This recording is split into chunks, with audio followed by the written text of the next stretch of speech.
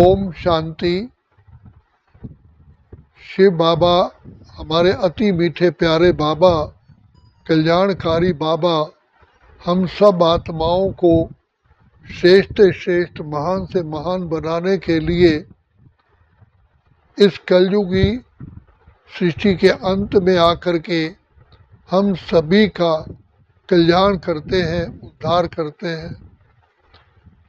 तो सबसे पहले शिव बाबा कहते हैं सत्यता ही पवित्रता है, क्योंकि तुम आत्माओं को देह अभिमान के कारण माया रावण ने असत्यता पर चला दिया।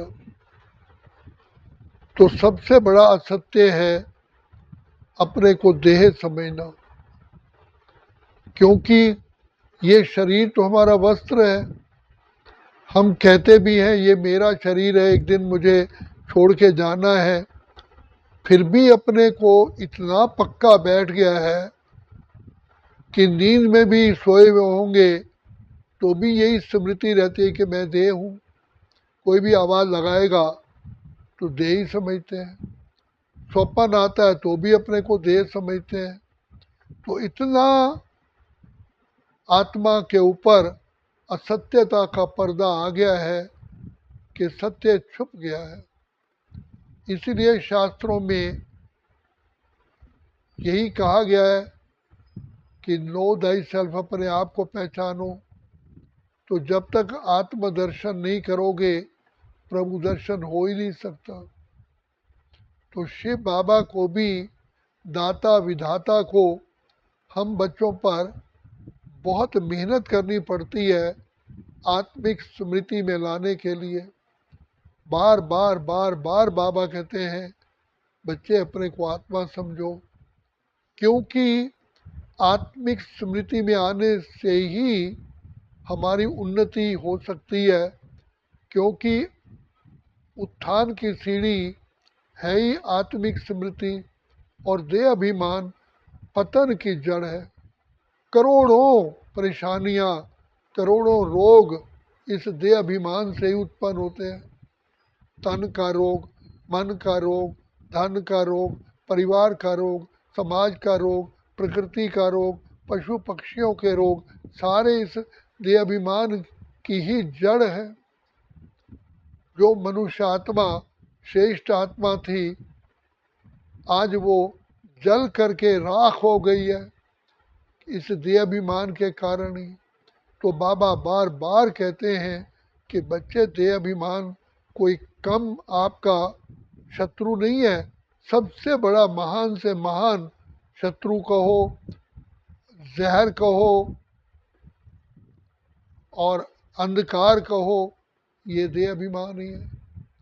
कितनी बड़ी मूर्खता है, कितना बड़ा आश्चर्य है कि एक आदमी खुद को ना पहचाने। तो जब खुद को ही नहीं पहचानता तो और सब बातों को कैसे पहचानेगा। बुद्धि का बिल्कुल ही सर्वनाश हो जाता है। तो देह अभिमान में आने से ही सारे विकार प्रकट हो जाते हैं, सर्व बीमारियां प्रकट हो जाते हैं, सारा भाग्य डूब जाता है। इसलिए बाबा हम बच्चों को कहते हैं कि बच्चे, तुम देही अभिमानी बनो। रथ में रथी रथ को चलाता है, तो देह में देही आत्मा है, और आत्मिक स्मृति से ही पवित्रता की हमें खान मिल जाती है, पवित्रता का स्रोत मिल जाता है। तो बाबा कहते हैं बच्चे, इसी से ही तुम संसार का सबसे ऊंच से ऊंच, ऊंच से ऊंच पद पाते हो, और सर्वगुण संपन्न, 16 कला संपूर्ण, संपूर्ण निर्विकारी, संपूर्ण अहिंसक, इस आत्मिक स्थिति से ही बनते हो।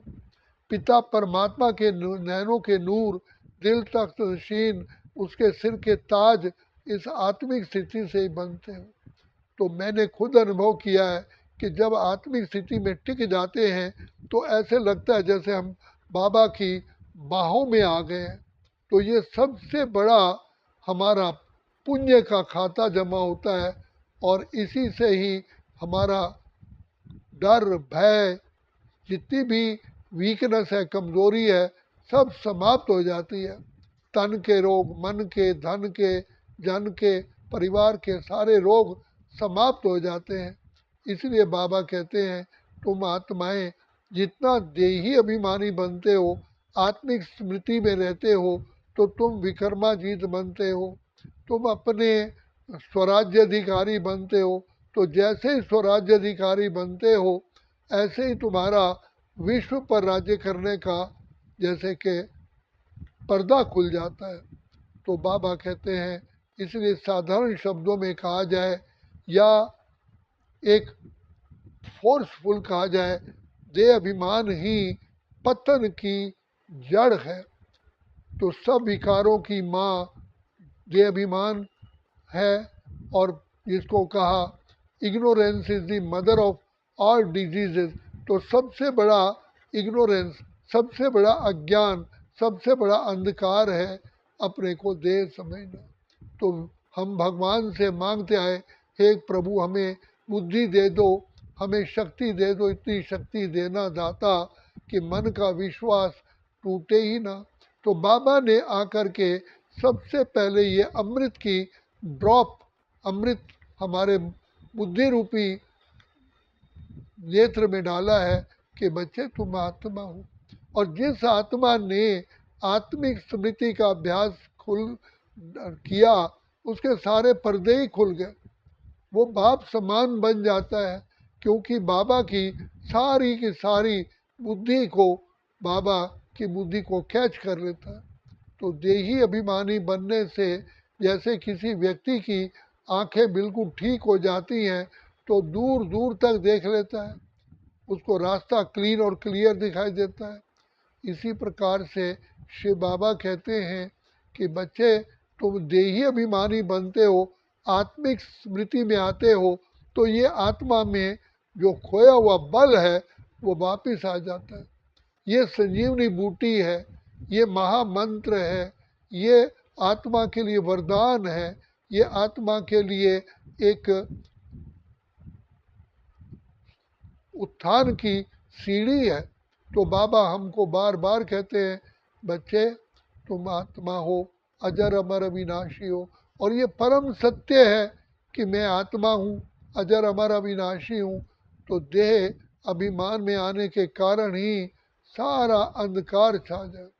अब बाबा कहते हैं बच्चे जितना मेरे संग में रहोगे, मेरी याद में रहोगे, तो तुम्हारे विकर्म भी विनाश होंगे और तुम फिर तुम्हारे अंदर वो चमक प्रकट हो जाती है।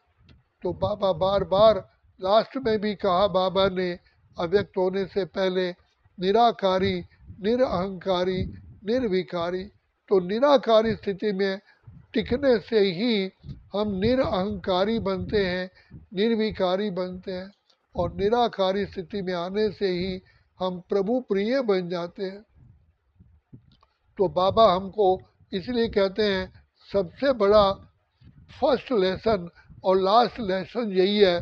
तो फर्स्ट लेसन है मैं आत्मा हूँ, और लास्ट इसकी प्राप्ति है नष्टो मोहा स्मृति स्वरूप। तो जैसे ही हम आत्मिक स्मृति में टिकते हैं, ऑटोमेटिकली नष्टो मोहा बनते हैं।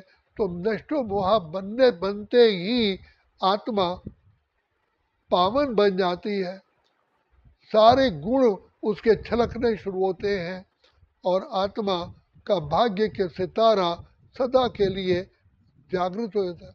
कोई भी विकार, कोई भी परेशानी अपने आप ही भस्म हो जाती है। तो बाबा हमें बार बार कहते हैं बच्चे सबसे बड़ी सत्यता है अपने को आत्मा समझना, और सत्यता ही पवित्रता है, सत्यता ही हमारा श्रृंगार है, सत्यता ही हमारी परम शक्तियाँ हैं, सत्यता ही हमारा भाग्य है।